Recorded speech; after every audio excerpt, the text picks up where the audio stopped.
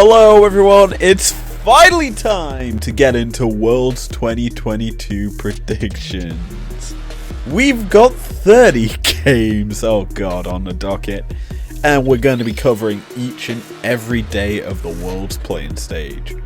So without further ado, let's strap on in as we jump into our first matchup here at Worlds, which features Icarus Gaming taking on the Mad Lads themselves, the Mad Lions. It's going to be an EU win is what I'm just going to say straight up. Mad somehow do better in best of ones than they do in best of fives. That's the easy way to say this after a pretty torrid playoffs for the Mad Lads. But they've had time to just get attuned to Worlds. Going to be on 12-18, which, if you don't know, has a lot of changes to how teams will be playing. The stopwatch meta is going to take a little bit of a shift, I feel, with the cost of it going up to at least 200 gold, or is it 100? Either way, it makes it more expensive. It makes the chances of those stalled out fights being less likely, and the reason I bring this up is Mad are a very strong team fighting team, and so if you make the cost of them team fighting tools more, it's going to be a little bit harder for them to fight, or it's going to be even more bloody for them. And that's where we're going to be seeing Elyoya hopefully getting some early game pathing off to get his team ahead in the early game. That's personally how I think we'll see it going, and that's how I think Mad will eke out the first win of Worlds. Game 2 of Worlds is the EU versus NA battle, and I'm going to be honest, it's going to be quite interesting, as the two lineups feature irregularities from what they showed us during playoffs and during the regular season, as Danny is stepping back from the EG lineup for mental reasons, and Fnatic probably will be without Upset and Hylissang due to COVID. Now, this is going to be quite a bit of a mix-up to how these rosters want to play, as both of them are very heavy bot lane eccentric teams. Now, I'm going to be honest, I do think that this group will be a lot closer than the other group, and this should be where we probably see some sort of, how I would call, matchup of anarchy. I don't think that these two teams will suffer that heavily during Worlds, but I do think losing your key pieces this late on in a season is always going to be a struggle, and you have to rebuild to re-find your identity. Bear in mind, we're entering a new patch, which is always favourable, as everyone enters the same field with little knowledge on the patch until games are actually played on the world stage. And I'm going to be brutally honest, the world's playing stage usually tends to differ to how the groups actually play. And the champions that we saw, the core trio of the 2021 World Championships, where it was taking over, it was like MF, GP and Horn, all had ridiculous win rates, get into groups. They're very hardly picked, so everything, the meta changed, and that's a big thing. The world's meta always changes between each stage, and it's whether or not we see that happen here, and that's a big toll on two teams coming in with very, very different rosters to what they're used to. But whom do I think is going to pick up this win? Am I going to stick with my EU brethren in Fnatic, or am I going to go back to NA and bring them a dub? Personally, I've gone with NA. I'm giving the dub to the North American region here. EG have done very well this year. Yes, this summer wasn't as strong as their spring, and they kind of bombed out in playoffs. Though they did finish first in the regular season, I should point that out. They bombed playoffs. They're more of a best of one team. And, you know, when you say that, they're going up against Fnatic. I think it's going to be a lot easier for the CG team to win with only one missing piece. Fnatic had to take the entire bot lane piece out and are trying to find something. I don't even know whom they're going to bring into that bot lane, or if Hylissang and Upset are able to play. Only time will tell as we enter our next game of Worlds. Game number 3 sees probably the biggest crowd busting team in Loud taking on Beyond Gaming. South Asia versus Brazil. This should be quite an interesting battle because we've got some names returning to the world stage, as Robo coming back on the Loud squad is a good stable player who should be able to provide a lot of strength to his team. As for Beyond, a lot of them are new to this stage and realistically speaking are going to have a bit of a strong and hard time to kind of find some form. Now, I think this game is going to be quite combative and very explosive across the Rift, and it's why I think, I'm going to be honest here, Beyond are going to beat Loud. It might be a shock to some, but it's not to me, and personally, these two teams should, and I do mean should, provide a bit of a show. Now, obviously, and this is a huge obviously, the two sets of players could just flop. But I don't think that will happen. And personally, once the matchup gets underway, it's probably going to be quite explosive. Brazilian squads love to fight, and it should be very, I do mean very, good to watch. Regardless though, I have gone with a Beyond win, and hopefully that gets them on a good run here in the play-ins. So this is kind of an interesting battle as Mad take on the Istanbul Wildcats. And you may be wondering, why is this interesting? Well, the Mad lads tend to struggle against Turkish squads in the world's playing stage.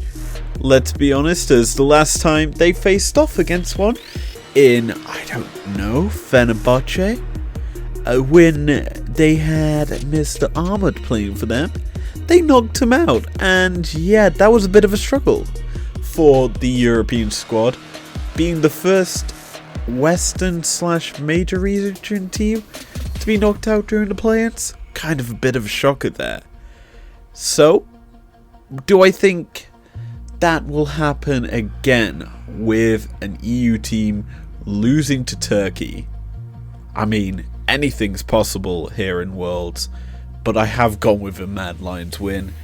I just think the Mad Lads have a lot more to prove. It's a lot more on their shoulders here during the group stages of play-ins, who, let's be honest, struggled during playoffs. I've said this already in this video, but I think that they need this win, and they need to find a lot of form during play-ins if they want to make it out of their group. And that's a big thing to say because they've got some pretty tough competition in this group. The Aussies enter the Rift as the Chiefs come on to face Fnatic.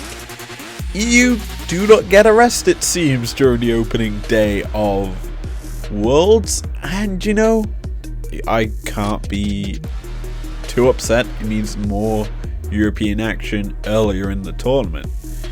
But let's get over this matchup. Chiefs versus Fnatic. It should be quite an interesting game. I always like seeing LCO teams taking on the LEC. They usually are very explosive and very creative. The LCO obviously tend to bring out some sort of cheese strats. More specifically at MSI, we saw some craziness from these regions. But here, the Chiefs, this isn't their first rodeo at Worlds. They're known for making it to Worlds, but struggling to make to MSI. And coming in here, bringing in a squad of players who, I'm going to be honest, have got some pretty interesting history here at Worlds. Topoon makes Worlds pretty much every year. Raze has been here, Tally's been here. It's just a roster of players that make it to Worlds, but don't achieve the group stages. That's what this squad's going for. Same with Fnatic, they need to make the group stages. Fnatic usually do wonders once they make groups. As a back-to-back semi-finalist as well as a finalist, they're very strong if they make it to that stage. But going up against this LCO squad, I'm pretty sure we'll see some craziness from them, as just looking at their pick ban history, it's fairly standard. They've gone towards, I'll be honest, their carbon copy picks are just the same stuff over and over again. They do, for some reason, like some Zyra cards, but other than that, it's a team that pick strong, solid picks. And that's quite huge for them. Regardless, I've gone with a Fnatic win. I just think LCO to LEC comparatively favors the LEC. And as a whole, it should, I repeat, should be an easier match for Fnatic. It's time for something quite interesting as Brazil takes on Japan. Detonation Focus Me are back once again. Last year, they made history. For the first time ever, they made it out of the play-in stage to the group stage. This time, they're looking for a repeat of that process in what could be considered the easier of the groups. Going up against Loud here should be a good old battle. Personally, I think that the squad that DFM have this year should, and I do mean should, make it to outer planes into, say, the knockouts. That may be where they struggle. But they've still got Evi. They've still got Steel. Unipon's there. It's just the same old players coming in, looking to just cause hell. That being said, Arya no longer is on this squad.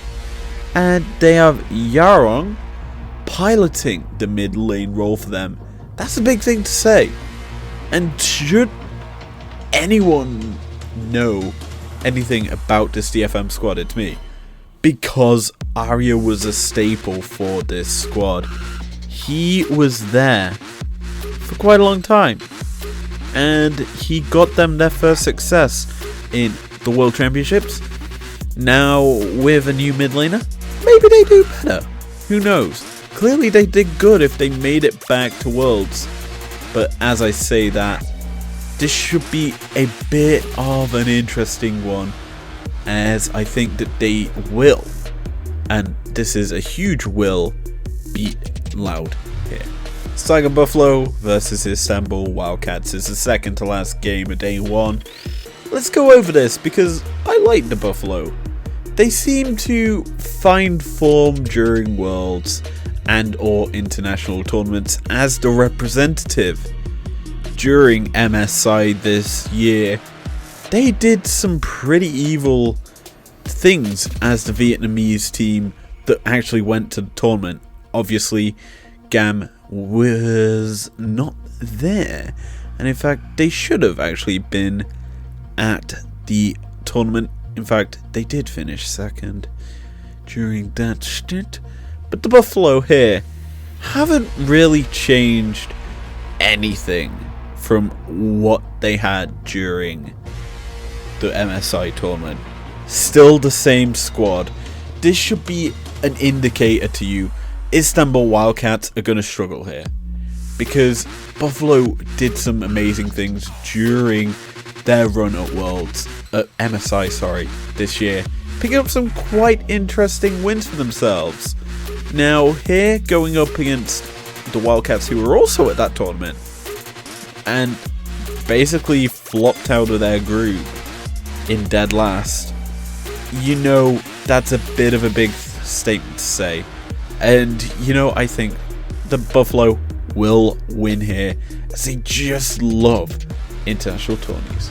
So let us get into it. It is time for our matchup of the week. It is RNG taking on DRX. This is going to be interesting, as the LPL takes on the LCK for the first time here at Worlds. I'm going to be brutally honest, I've been watching a bit more of the LPL this split, and honestly, this should be quite interesting for RNG, who narrowly scraped their way here to Worlds, going up against a team that's had a bit more of an easier time in DRX. Now, I'm going to be brutally honest, I think that these two squads should realistically be the two teams making it out of their group. And so this matchup here is a good way for them to kind of secure first seed and avoid, obviously, the knockout stages.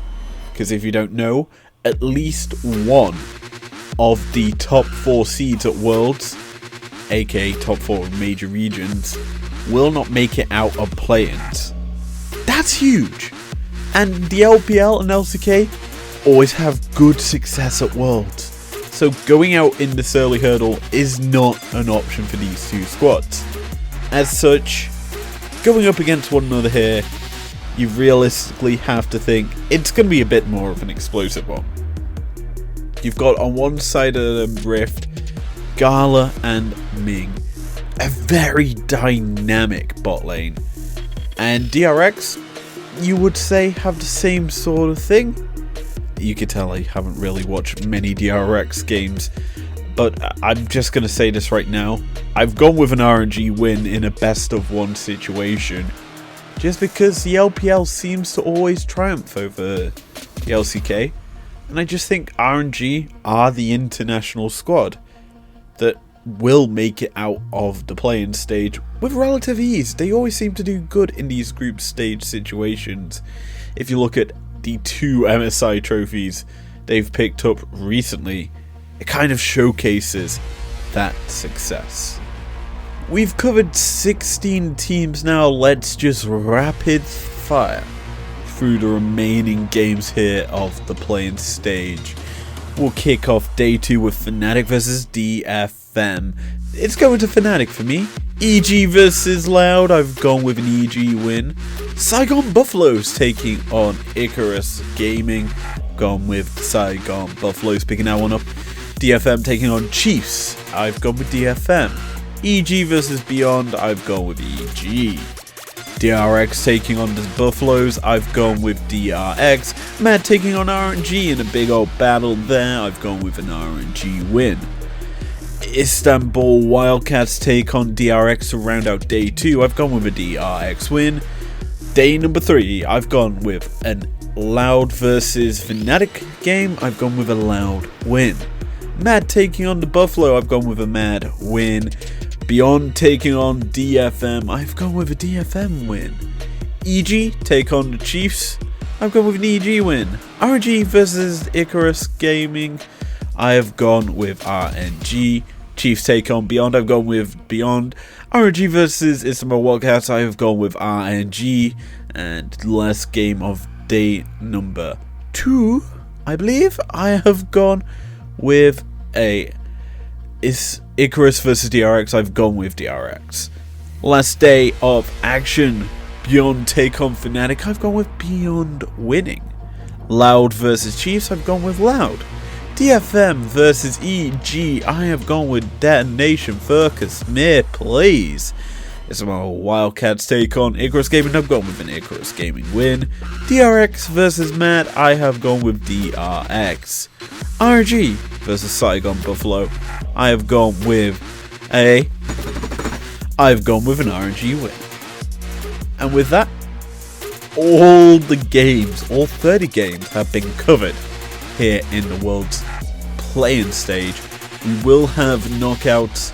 Don't know if I'll do a video on them or it will be a Twitter reaction, I guess.